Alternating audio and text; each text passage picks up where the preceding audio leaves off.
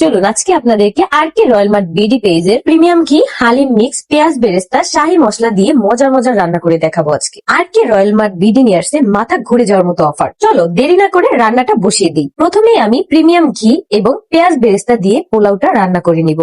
এত সুন্দর গ্রান। এখানে আমি 2 চামচের মতো ঘি দিয়ে সুন্দরভাবে নাড়াচাড়া করে নিব। এখন আমি পেঁয়াজ বেরেস্তাটা উপর থেকে সুন্দরভাবে ছিটিয়ে দিয়ে দিব। এই পেঁয়াজ বেরেস্তাটা এত পরিমাণ মচমচে আমি তো শুধুই খেয়ে ফেলি। এখন আমি শাহী মশলা দিয়ে রোস্ট রান্না করে নিব। শুধু রোস্টই না, গরুর মাংস, খাসির মাংস, মুরগির মাংস, এমনকি কাচ্চিতেও তোমরা এই শাহী মশলাটা ব্যবহার করতে পারবে। মাশাআল্লাহ, রোস্টটা দেখতেও যেমন সুন্দর হয়েছে, খেতেও কিন্তু অনেকটাই মজা হয়েছে। এখন আমি হালিম মিক্স দিয়ে হালিম রান্না করে দেখাবো। হালিম মিক্সে কিন্তু পরিমাণ মতো মশলাটা দেয়াই থাকে, আলাদাভাবে কোনো মশলা অ্যাড করার কোনো প্রয়োজন নাই। গরম পানি দিয়ে ডালের মিক্সটাকে আমি সুন্দরভাবে ভিজিয়ে রাখবো। এখন আমি মশলা দিয়ে সুন্দরভাবে মাংসটা কষায় নিব। হালিম মিক্সের অর্ধেক মশলা মাংস কষানোর সময় দিয়ে দিতে হবে, আর অর্ধেক মশলা যখন আমি ডাল অ্যাড করে দিব ঠিক ওই মুহূর্তে আর অর্ধেক মশলাটা অ্যাড করে দিতে হবে। আর কে Royal Mart BD page visit করলে তোমরা আরো অনেক মজার মজার আইটেম পেয়ে যাবা। যার যেটা পছন্দ হবে সাথে সাথে ইনবক্স করে ফেলবা।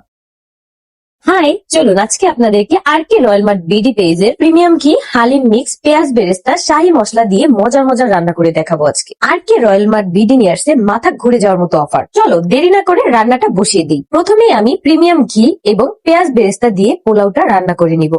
এত সুন্দর গ্রান। এখানে আমি 2 চামচের মতো ঘি দিয়ে সুন্দরভাবে নাড়াচাড়া করে নিব। এখন আমি পেঁয়াজ বেরেস্তাটা উপর থেকে সুন্দরভাবে ছিটিয়ে দিয়ে দিব। এই পেঁয়াজ বেরেস্তাটা এত পরিমাণ মচমচে আমি তো শুধুই খেয়ে ফেলি। এখন আমি শাহী মশলা দিয়ে রোস্ট রান্না করে নিব। শুধু রোস্টই না, গরুর মাংস, খাসির মাংস, মুরগির মাংস, এমনকি কাচ্চিতেও তোমরা এই শাহী মশলাটা ব্যবহার করতে পারবে। মাশাআল্লাহ, রোস্টটা দেখতেও যেমন সুন্দর হয়েছে, খেতেও কিন্তু অনেকটাই মজা হয়েছে। এখন আমি হালিম মিক্স দিয়ে হালিম রান্না করে দেখাবো। হালিম মিক্সে কিন্তু পরিমাণ মতো মশলাটা দেয়াই থাকে, আলাদাভাবে কোনো মশলা অ্যাড করার কোনো প্রয়োজন নাই। গরম পানি দিয়ে ডালের মিক্সটাকে আমি সুন্দরভাবে ভিজিয়ে রাখবো। এখন আমি মশলা দিয়ে সুন্দরভাবে মাংসটা কষায় নিব। হালিম মিক্সের অর্ধেক মশলা মাংস কষানোর সময় দিয়ে দিতে হবে, আর অর্ধেক মশলা যখন আমি ডাল অ্যাড করে দিব ঠিক ওই মুহূর্তে আর অর্ধেক মশলাটা অ্যাড করে দিতে হবে। আর কে Royal Mart BD page visit করলে তোমরা আরো অনেক মজার মজার আইটেম পেয়ে যাবা।